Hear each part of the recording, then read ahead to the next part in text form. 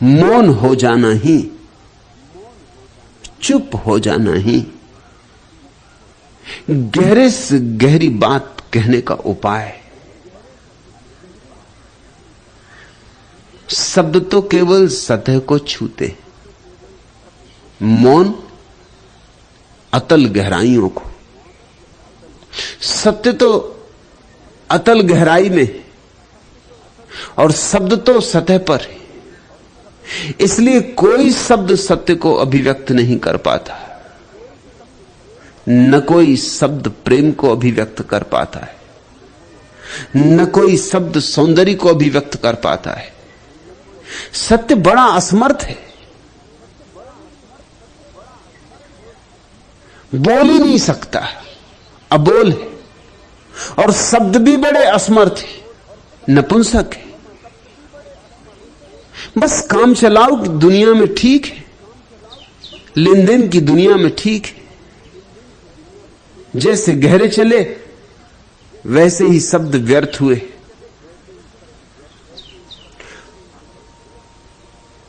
अभिनंदन मौन ही होगा। अभिनंदन समर्पण है, झुक जाना है। क्यों सदियों सदियों में लोग प्रार्थना में झुके? क्या तुम सोचते हो पृथ्वी पर सिर रख देने से कुछ धार्मिकता हो जाती? पृथ्वी पर सिर रख देने से कुछ धार्मिकता नहीं हो जाती। लेकिन क्या करे आदमी?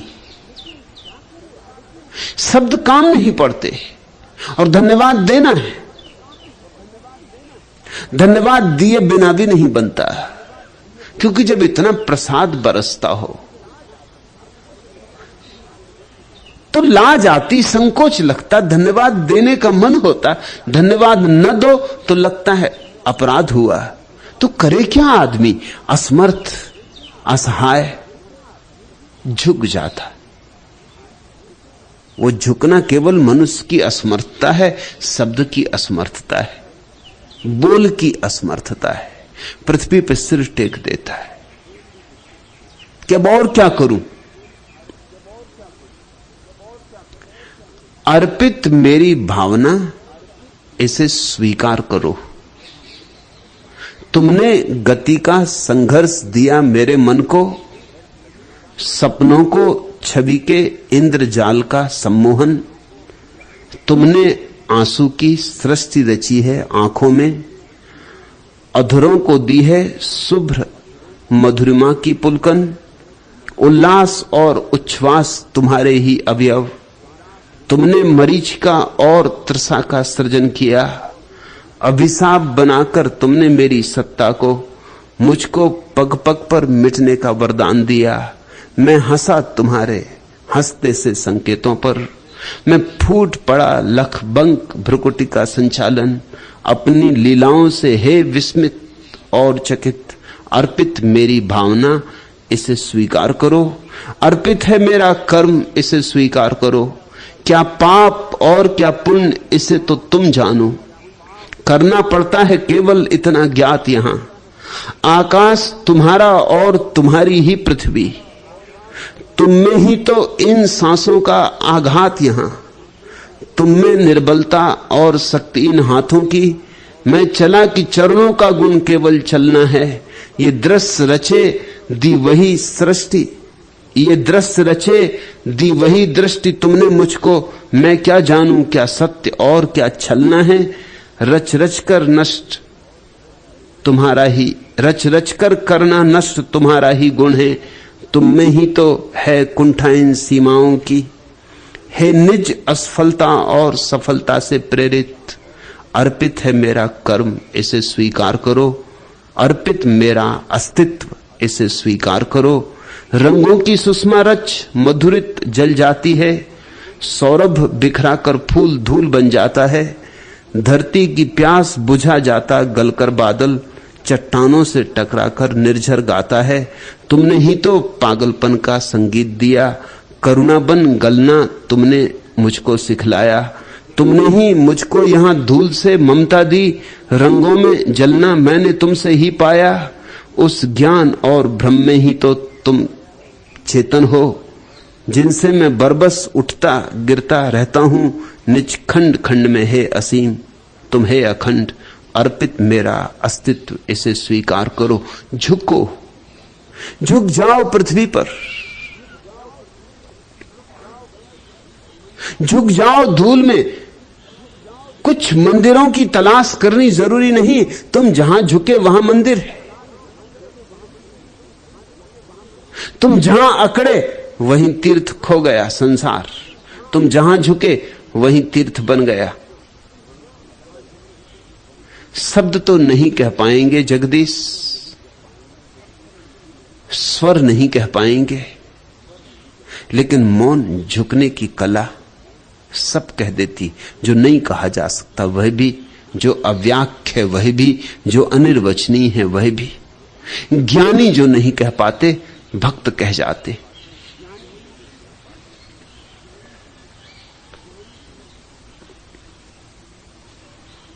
चौथा प्रश्न, भगवान मैं विवाह करने ही वाली थी कि मेरा होने वाला पति लापता हो गया है। मैं बहुत दुखी हूं, सांत्वना की तलाश में आपके द्वार आई हूं। कमला नाचो, पति समय पे लापता हो गया। उलझन बची, झंझट बची, पीछे बहुत पछतावा होता।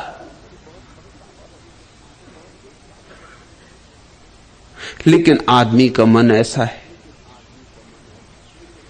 कि जो नहीं है उसमें आकर्षण और जो है उसमें विकर्षण।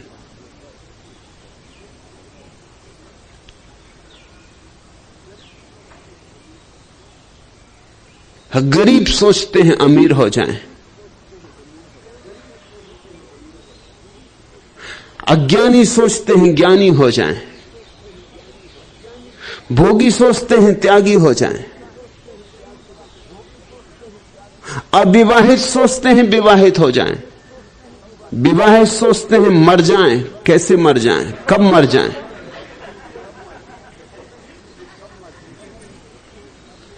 जो नहीं है उसकी तरफ दौड़ बनी रहती। तू बच गई, भगवान का हाथ रहा होगा, नहीं तो पति कुछ ऐसे लापता नहीं होते।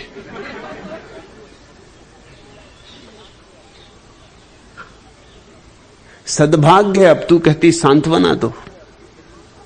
सांत्वना देने का तो अर्थ हुआ कि पहले मैं ये मान लूं कि तेरा जो दुख है वो दुख है, उसे मैं दुख नहीं मान सकता, क्योंकि जिनके विवाह हो गए हैं उनको सुख कहां।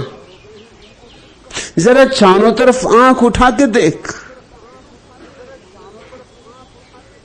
विवाहितों को देख।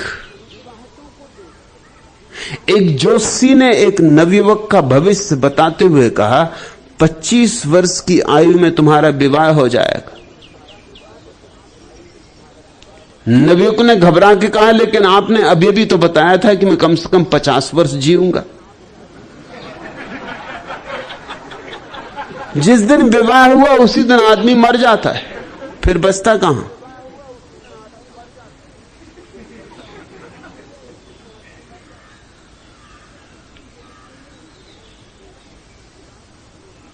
ढब्बू जी चंदूलाल से पूछ रहे थे, चंदूलाल कोई आदमी गलती कर अपनी गलती का इकरार कर ले तो उसे तुम क्या कहोगे?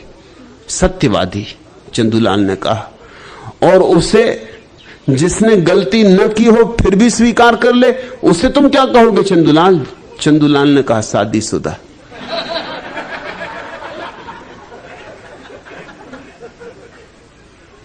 कमला तू बची, तू धन्यभागी।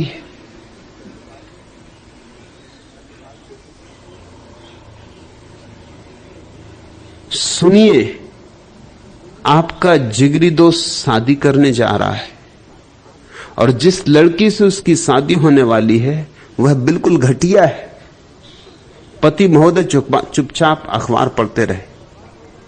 आप भी अजीब हैं, उसका जीवन बर्बाद हो जाएगा और आप चुपचाप बैठे। पत्नी ने फिर कहा, फिर भी पति चुप्पी साधे रहे।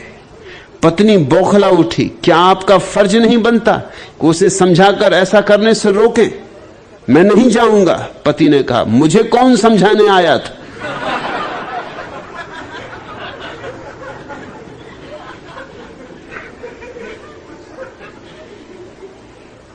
तेरा पति जरूर बड़ा ज्ञानी रहा हो जो भाग गया। अब तू क्या पता लगा रही है उसका? कहीं इसी ख्याल से तू यहां नहीं आई कि अक्सर अनेक भागे हुए लोग यहां हैं?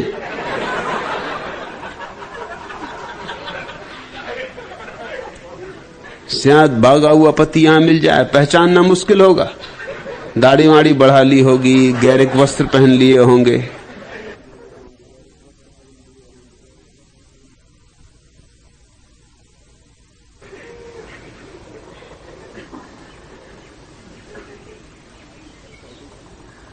चौबे जी अपनी भारी भरकम पत्नी के पास बैठे हुए पूछ रहे थे, अच्छा ये बताओ कि आदमी का एकदम मर जाना बेहतर है या घुट घुट कर? मैं समझती हूं आज के तनावग्रस्त जीवन से छुटकारा पाने के लिए मनुष्य को एकदम मर जाना चाहिए। श्रीमती चौबे ने अपनी राय व्यक्त की। ठीक है, तो अपनी दूसरी टांग भी मुझ पर रख लो, कहते हुए चौबे जी सीधे सोफे पर लेट गए।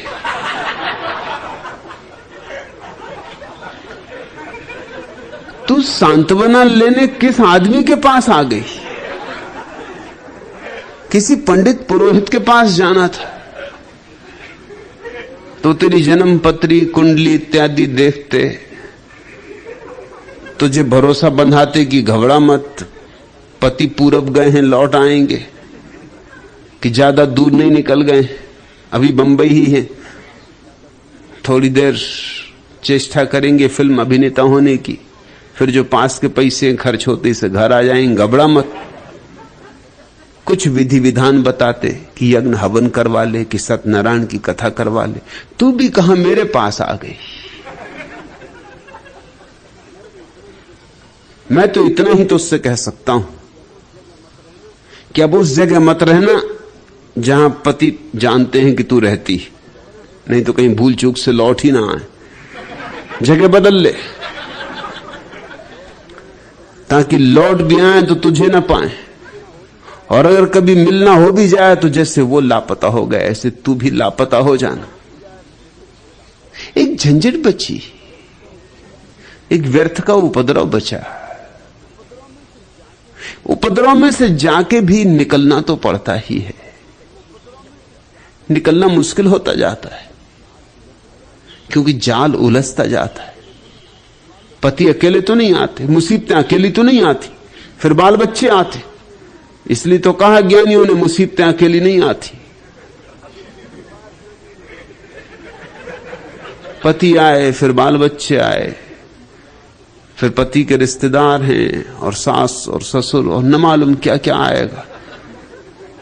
फिर उस सब में से, जंगल में से निकलना मुश्किल हो जाएगा। पति तुझे बचा गए, अनुग्रह मान, धन्यवाद दे। जन्म जन्म का साथ होगा तेरा उनसे। इस बार कृपा कर गए। सांत्वना किस बात की? कुछ गंवाया थोड़ी तूने, कुछ पाया। चल इस बहाने यहां आ गई, ये भी कुछ कम। कौन जाने इसी बहाने जीवन में क्रांति हो जाए।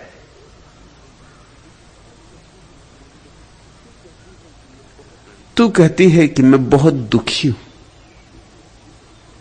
तू सोचती है जो विवाहित हैं वे सुखी हैं। अपने आसपास जरा आंख खोल कर देखो। धन है तो लोग दुखी, धन नहीं है तो लोग दुखी। पद है तो लोग दुखी, पद नहीं है तो लोग दुखी। विवाहित हैं तो दुखी, अविवाहित हैं तो दुखी।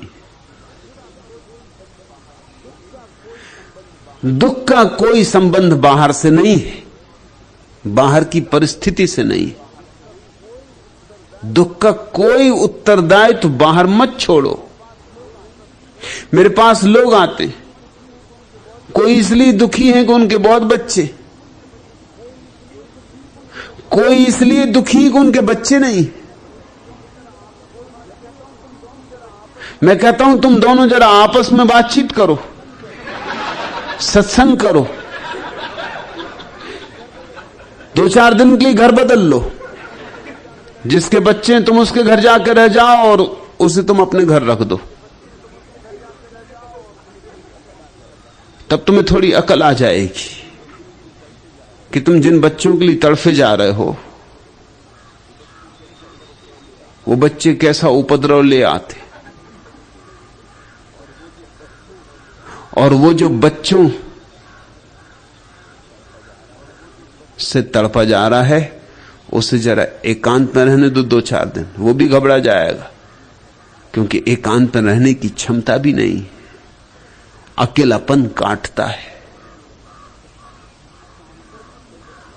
चारों तरफ नजर फैलाओ। बुद्धिमान आदमी वह है जो दूसरों को देख के समझ ले। बुद्धिहीन वह है जो खुद भी गुजर गुजर के न समझे।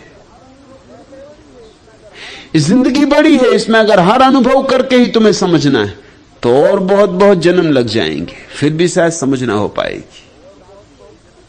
समझदार तो दूसरे को देख के समझ लेता है, चारों तरफ नजर खोलता है, देखता है कि जिनके पास है उनको क्या है।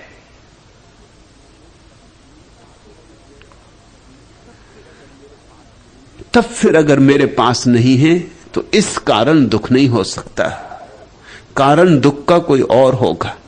न तो पति की मौजूदगी से दुख होता है, न पति के लापता हो जाने से दुख होता है। दुख तो हमारा आत्म अज्ञान है। तुम झूठे बहाने मत खोजो। दुख तो सिर्फ इसलिए होता है कि हमारे भीतर अभी दिया नहीं जला, ध्यान का दिया नहीं जला, ज्योति नहीं चली ध्यान की।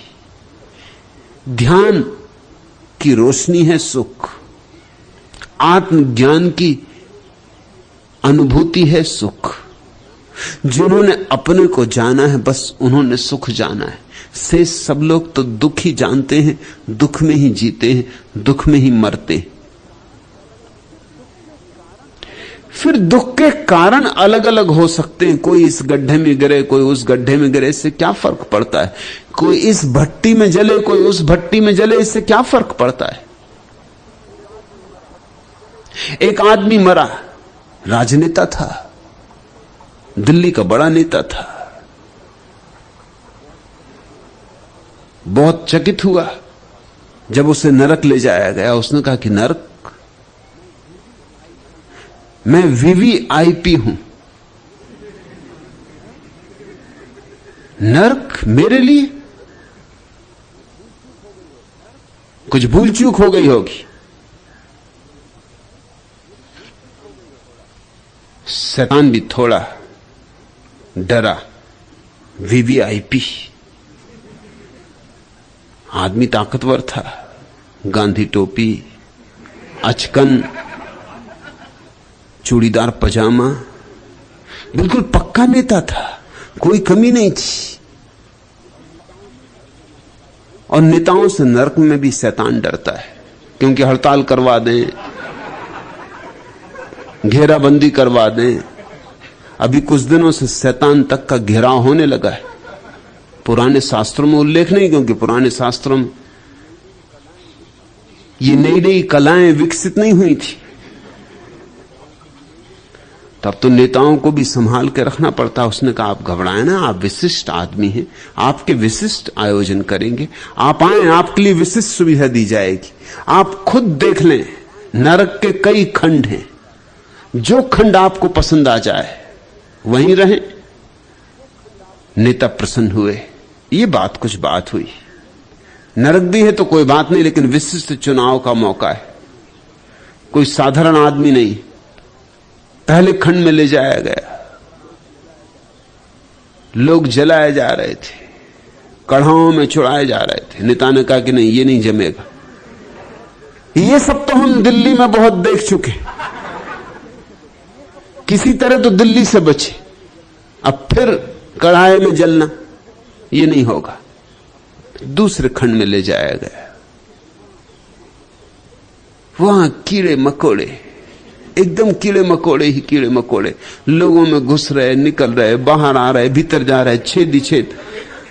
नेता ने कहा ये सब दिल्ली की पुनरुक्ति है, कुछ नया दिखलाओ। ऐसे कई खंड दिखलाए, नेता को कुछ जचा नहीं। फिर आखिरी खंड,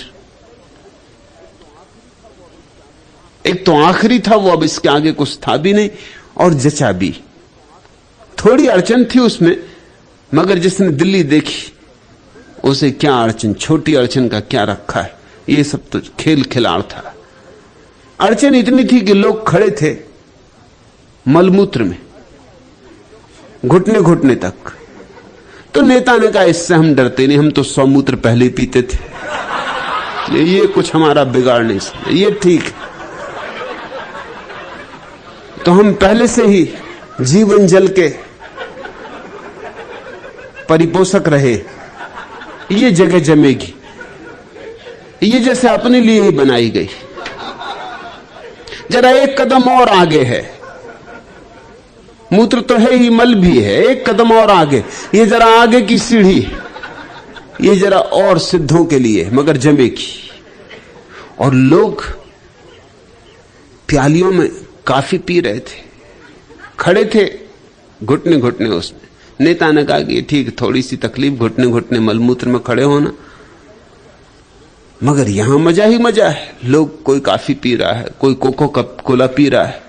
नेता ने कहा यह भी अच्छा है, दिल्ली में कोका कोला भी मिलना बंद हो गया था। जो जिसका दिल हो, अपने अपनी मौज के लोग, कोई फेंटा पी रहा है, तरह तरह की चीजें पी जा रही हैं, लोग पी रहे हैं। बस एक ही अड़चन है कि घुटने घुटने तक। नेता ने कहा ये तो कोई अड़चन ही नहीं, ये तो सुख समझो, ये तो हमारे लिए स्वर्ग है। लेकिन बस थोड़ी देर में ही पता चल गया। जैसे ही नेता ने कोका कोला की बोतल हाथ में ली, बस 2-4 घूंट ही मार पाया था कि जोर की घंटी बजी और आज्ञा आई कि अब सब लोग शीर्षासन करें।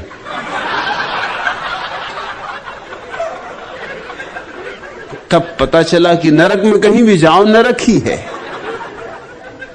थोड़ी बहुत देर को कोका कोला भी कहीं कहीं मिलता है, मगर फिर घुटने तक खड़े होना तो ठीक था, मगर शीर्षासन करना, ऐसे नेता को शीर्षासन करना भी आता था। जिंदगी भर और किया ही क्या, सिर के बल खड़े रहे। लेकिन इस मलमूत्र में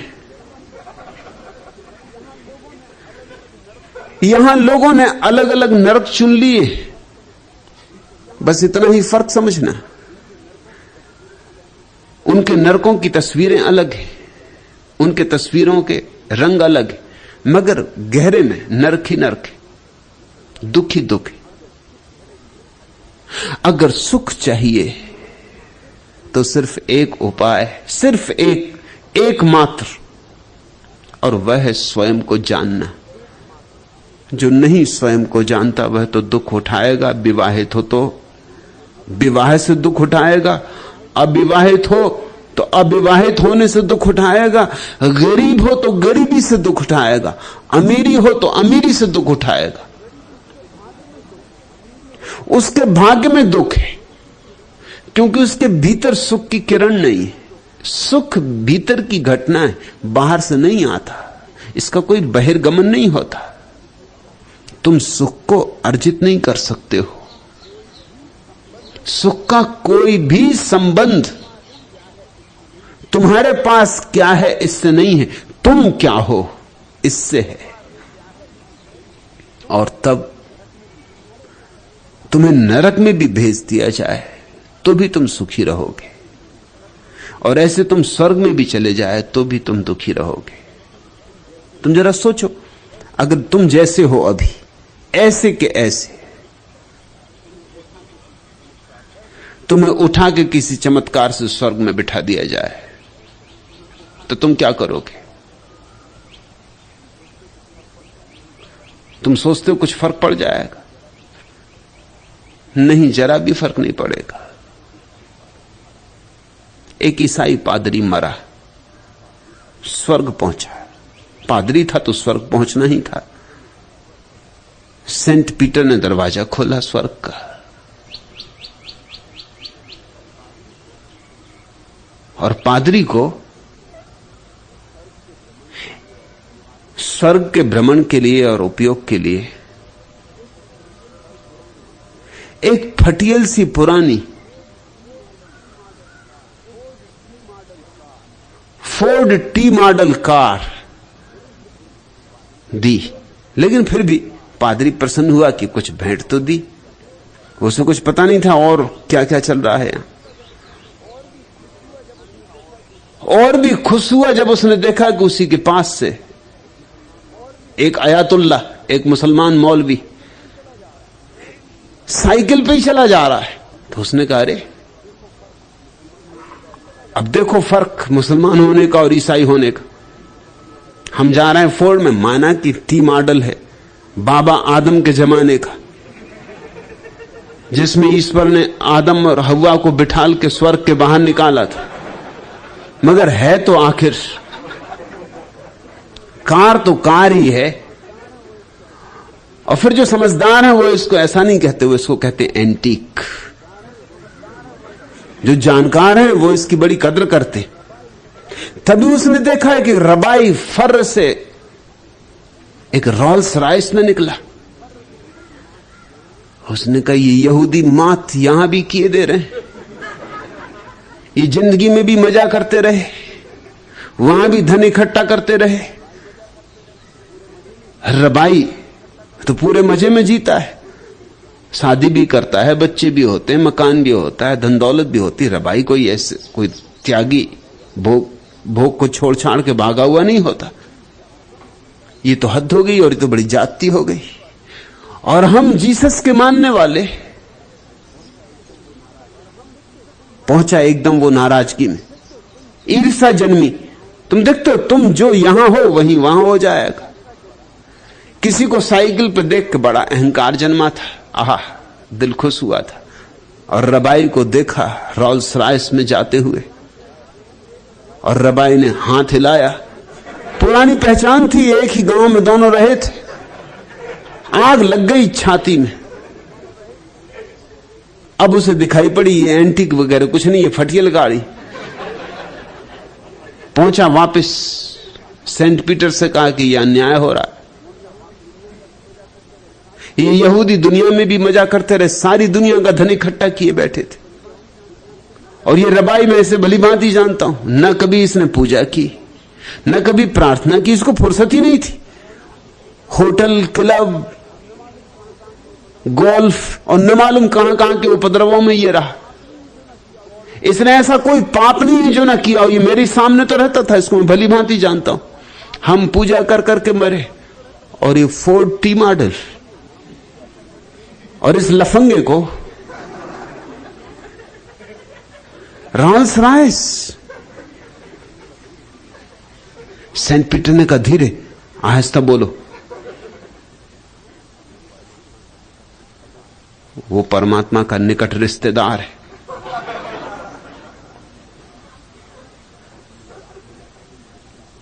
और तुम्हें याद होना चाहिए कि जीसस भी यहूदी थे, उनका भी वो निकट रिश्तेदार है। हम तो बहुत पीछे आए, बाकी दूसरे लोग तो बहुत पीछे आए। पादरी ने छाती पीट ली तो उसने कहा, यहां भी रिश्तेदारी चलती, भाई भतीजावाद।